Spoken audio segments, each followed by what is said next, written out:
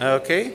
Technical issues seem to be resolving themselves in QA, so that means that we'll also be resuming our session here. Ladies and gentlemen, please take your seats. Perhaps a few more people are coming over from QA. In the meanwhile, I would already ask you to welcome our next speaker. He will continue on the topic of the humanitarian side of OpenStreetMap. An applause, please. Thank you. Hello. My name is Martin Dittus, and I research community engagement with HOT and with missing maps. I'm based in London. And I go about it in a number of ways, but the two most important ways is that I spend a lot of time with the community, with missing maps, with HOT, with the OpenStreetMap community, but then also spend a lot of time looking at the data. So my key source of empirical evidence is the OpenStreetMap edit history. And I spend a lot of time digging through that. If maybe some of you have already seen this, I also have an OpenStreetMap diary where I publish some of my findings and commentary and so on. The thing that really drives my research, that motivates my research, is this grand vision, this grand ambition of HOT and also missing maps to map all the areas in need where currently no maps are available, which is a formidable task. It's a vast undertaking. And one way of expressing that is the statement, to reach our goal, we need the Missing Maps project to be the biggest instance of digital volunteerism the world has ever seen. So the question is, how do you do that? How do you make that happen? As you might know, HOT is already really successful. Many people have contributed. How well does it actually work? And also crucially, as we grow, we need to be more and more concerned about the experience of absolute newcomers, people with maybe no prior mapping experience. So how well are we doing in that respect? Maybe first a bit of an overview of what we've done in the past. So this here at the bottom is a heat map of all the places where people have been contributing edits to HOT. And as you can see, this is already a vast area. But also people who know the data know that at the moment we're only scratching the surface of the kinds of information we can gather and also the kinds of areas where we've worked. But tens of thousands of people have contributed. 40,000 hours have been spent updating the map, and it's all on OpenStreetMap. This is another way of looking at the activity. This is a timeline of major initiatives. So I looked at the 2,600 projects on the tasking manager and grouped them by their particular purpose and the region and so on, and put them on a timeline. So here you can see that pretty much every month there's a bunch of new key initiatives happening. Some of them are in response to particular kinds of events. Some of them are long-term initiatives that maybe have a particular kind of mission, like missing maps, where they are focused on proactive mapping, making maps before they're needed. This is another way of looking at the HOT activity. This is again a timeline, and here every horizontal line is a HOT project. At the top are projects that were launched. Projects that were launched a few years ago. At the bottom, there are projects that are quite new here, and the line goes up with proportional to the number of contributors. So you can kind of see as how activity moves over time. So the big spike here, this is Nepal, and as you might know, it was by far the biggest. The moment of the biggest crowd joining HOT that we've experienced, by an order of magnitude, maybe two. But then you can also see other. There's like down here is Ecuador. So if we zoom in, there's Ecuador here, and generally you can see a lot of the projects, they tend to be most active in the beginning, then it fizzles out. Some projects have an eternal lifetime. Some projects have that moments in between where the project maybe has already been around two or 3 months, and then there's a big sort of resurgence in activity. Let's have a look at some I'm going to speak in 3 parts. I'm going to have a quick look at the contributor statistics. I'm going to talk a little bit about the newcomer experiences and the situations we've looked at. And at the end, I'm going to discuss this question, to what extent HOT can be characterized as an on-demand task force. So, when you look at the people who've contributed to HOT and you see, you look at what they've done before within OpenStreetMap, it now turns out that 80% of people who start contributing to HOT have no prior OpenStreetMap experience, which is a significant number, and that number keeps going up. I think when we looked at this number at the HOT Summit last year, it was 60%. Which on one hand means HOT is one of the ways in which the OpenStreetMap community is growing, but it also means that we need to be mindful of that when we create workflows. And so when they then join HOT, how long do they remain active? The median overall contribution time for contributors is about 1 hour. It's a little bit over an hour, meaning 50% of these tens of thousands of people spend at least an hour contributing to HOT, and then they stop and do other things. 20% of all HOT contributors work for at least 3 hours, and then they're the top. They're very active. They essentially don't stop. So this is not in a single session. This is over the entire period of their activity. So let's put this in context. Is this a lot? Is this a little? I think if you see this from the context of a volunteer organization, it seems very small. If you see it from the context of a website where people maybe just received a random link, maybe a friend told them, maybe they saw something in the news, and then they spend an hour producing work for us, contributing to the map, I think that's significant. Here is another timeline. There's the daily number of active contributors, and then you see there are these spikes. There's a small spike here, and there's this massive spike here. And then Ecuador is another one. So there are these. Generally, there's always activity, but then there's these moments where where a large crowd appears. And some of these large events, they're also big growth events for the HOT community. This here is a cumulative chart of the number of user accounts. Of people who have contributed to HOT. And you can see, particularly during Nepal, loads of people joined in a very short time. Ecuador, very similar. However, in these moments, we also see that those newcomers, they come at these key moments, they don't stick around as long. This here is what's called a survival plot. It's essentially a way of showing retention over time. This is at 0 is the moment when the person joined.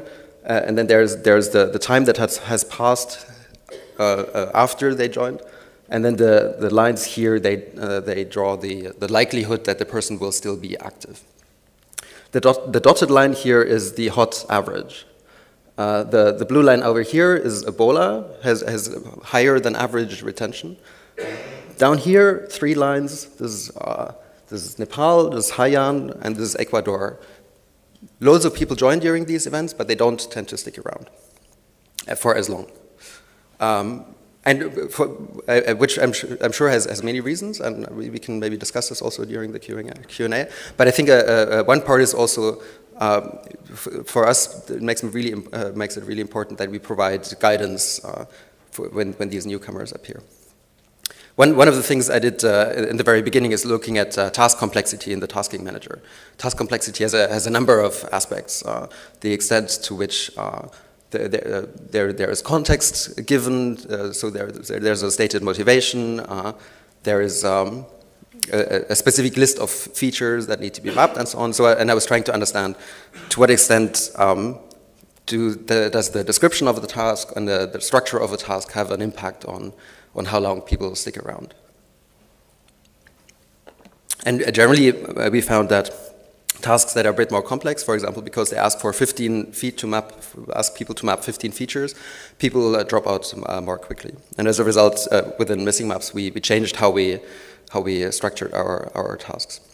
However, this is very surface level. Other people have done much more intricate and subtle work on trying to understand mapper behavior, and also what forms of guidance do we want to give. So, for example, Beleni Ekle, she compared map contributions of remote mappers and locals in Nepal to try and understand what kind of things do remote mappers get wrong. For example, because they're not familiar with a particular kind of architecture style. And then trying to provide visual examples so people know how to interpret imagery. Another thing that is very important in HOT are the mapathons we're organizing. There's an innovation that came out of OpenStreetMap with mapping parties. However, HOT kind of perfected this. And in London, we do a lot of those.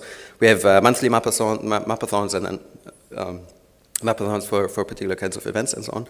And there, actually, can I ask, who here has attended a mapathon? This is almost half. Very nice. So for those of you who haven't, they're social settings, typically on an evening where people come together for 2-3 hours. You get an introduction to the mapping practice. Sometimes there's someone who tells stories about the field, about the kind of impact the work has had.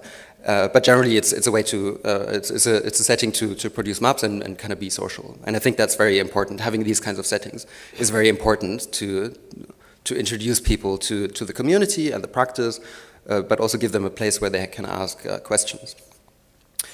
So one of the things we did is we at this point we have organized dozens of mapathons in London, and we were looking at we were trying to understand how can we evaluate the activity, and specifically how can we try and understand what things do organizers need to pay attention to. I won't go into all the details, but essentially we made these trace plots of mapathon activity, and then we had sessions where we reviewed them and discussed what happened. So here, for example, at the top is a mapathon in March 2015. At the bottom is one in August. Every line here is the activity of a contributor. And then you see that different mapathons have very different activity profiles. At the top, it's kind of the fizzled, and lots of people stop early, whereas here people start and stop pretty much at the same time. And the issue here at the top that made people stop their activity is that there were Wi-Fi issues at the venue. And in fact, the Wi-Fi tends to be at larger mapathons, tends to be one of the first things that breaks. Our mapathons have 30, 40, sometimes 100 people. Very few venues are prepared for groups of that size. And then all kinds of other things can go wrong.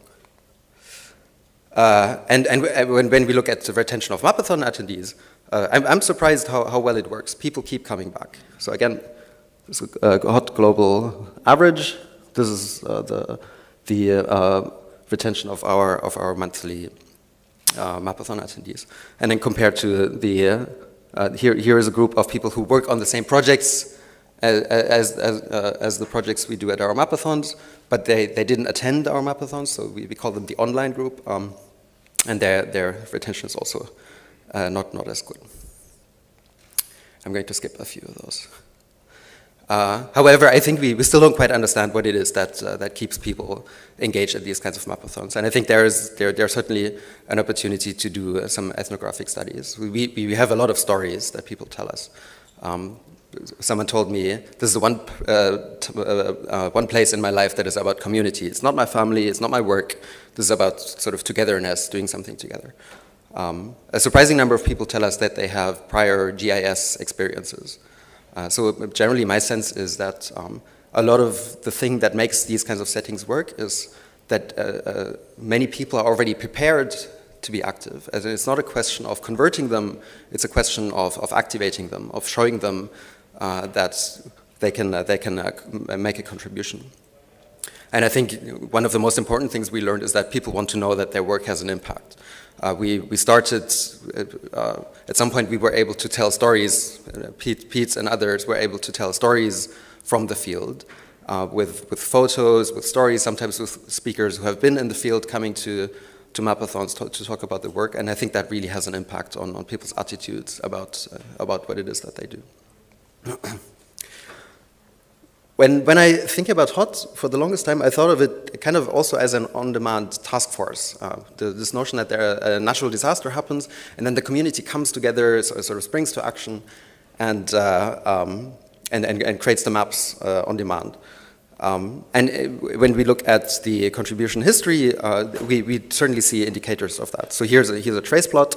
Every horizontal line is a contributor. Every dot is when they contribute to the map. And then there are these moments like here, where suddenly loads of contributors spring to action. Here's another timeline which shows a different kind of behavior pattern. Unfortunately, on the projection, it's not quite visible, but essentially what we see here is like a handover pattern. The reds, so this is an alluvial flow chart where for every month you have a column, and then you have different kinds of initiatives horizontally. So here the blue ones, that's missing maps activity, green is Nepal, and here the red one, that's Cyclone Pam, which happened just before Nepal. So what we see is that a lot of people who contributed to Cyclone Pam joined the Nepal effort, and then a lot of missing maps contributor as well, and then Nepal was kind of over, and then there was a summer slump just after Nepal where there was no other kind of major activity, and then a lot of people joined missing maps efforts. So there's another kind of pattern that we see. So I was trying to understand, so what is it that really happens during events? Who contributes when Nepal happens? Who is it that springs to action? So I took the timeline and I classified into kind of events type initiatives and mission type initiatives that are more long-term. And here you see the distribution of contributors across these two timelines. And I categorized it into three groups.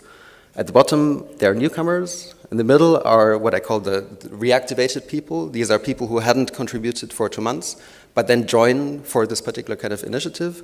And then at the top, these are people who've been mapping anyway. They were just active in the days and weeks before.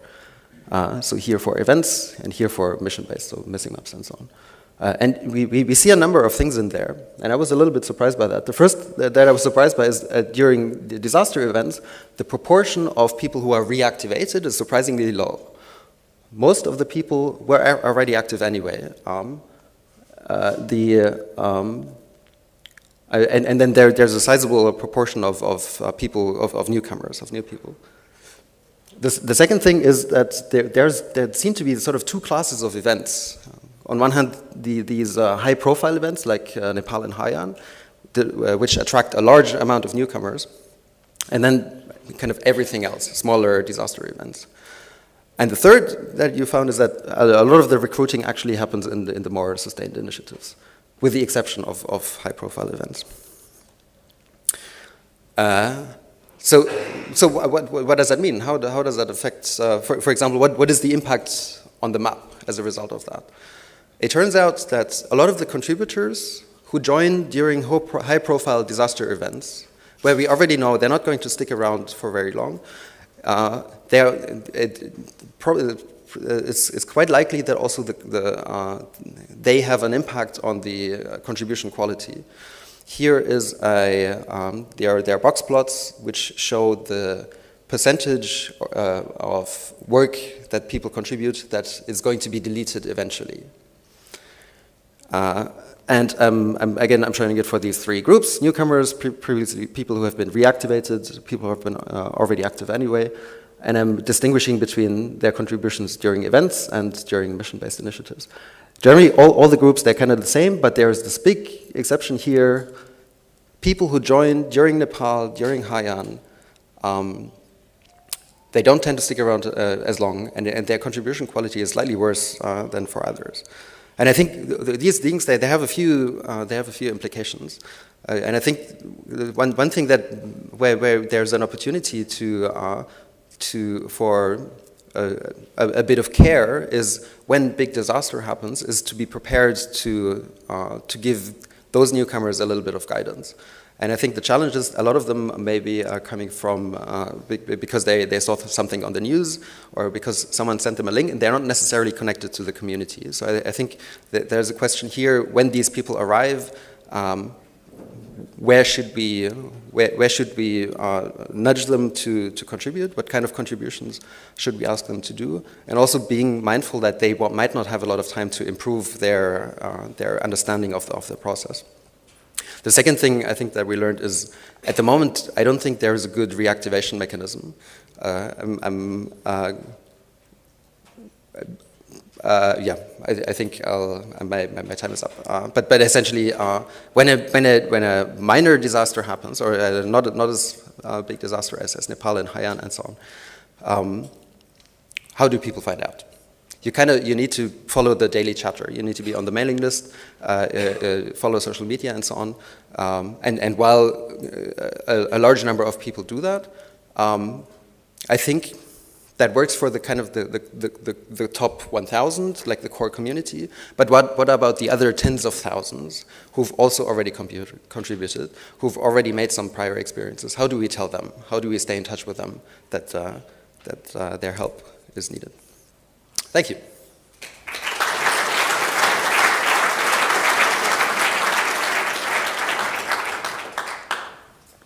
Any questions?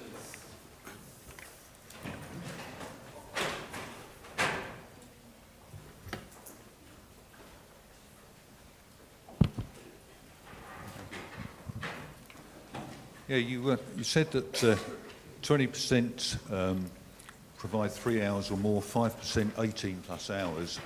Is there any relationship between feedback that they're given? Are we more likely to see people that are given positive feedback to retain? And also, do we involuntarily get rid of people when we start invalidating their work?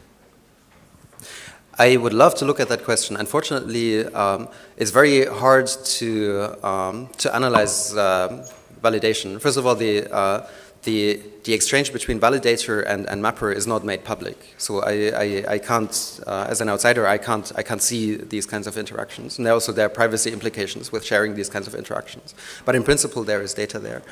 The other thing is that validation is not, as it is practiced now, is not, it's kind of situational, and there are very different ways of validating. So I think generally it's also very hard to interpret what exactly it is that happens. I think this is a very important question, and I think this a lot of the newcomer experience, kind of the feeling that people have when they interact with HOT is going to be about these kinds of exchanges, about feeling that they're speaking to a community of individuals, and they can have conversations. Someone actually looks at their work and gives them a compliment and so on. I think these things are super important.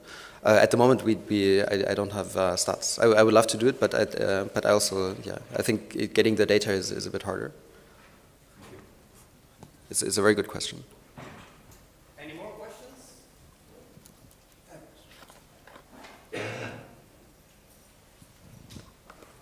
Hi, Martin. Have you looked at, obviously through missing maps and HOT, there's lots of new people coming to OSM. Have you looked at how many of those people actually make non-HOT edits after that entry point?